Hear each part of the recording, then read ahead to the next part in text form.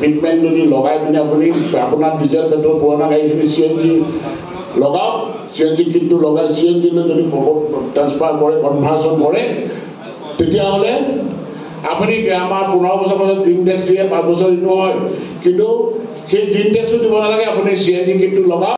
মই দেখা পালোঁ যে প্ৰত্যেকজন মানুহ তেখেতসকলে ইমান কনচিয়াছ এইবিলাক লৈ পেলাই চাফ প্ৰত্যেকটা বস্তু চাফা কৰি থয়, আৰু এইবোৰ পলিউশ্যন যিবিলাকে ক্ৰিয়েট কৰে তেনেকুৱা বস্তু সিহঁতে চিটিবিলাকত আহিবই নিদিয়ে। তাত ভেহিকেলো কম, কাৰণ পপুলেশ্যন কম, যিহেতু ভেহিকেলছো কম, আৰু প্লাছ সিহঁতৰ পাব্লিক ট্ৰান্সপৰ্ট চিষ্টেম যিটো সেইটো খুব ষ্ট্ৰং। মানুহবিলাকে ট্ৰেইন, মেট্ৰ', মনোৰেল সেইবিলাকতে ট্ৰেভেল কৰি ভাল পায় বেছি, গাড়ী চাড়ী নিয়াতকৈ।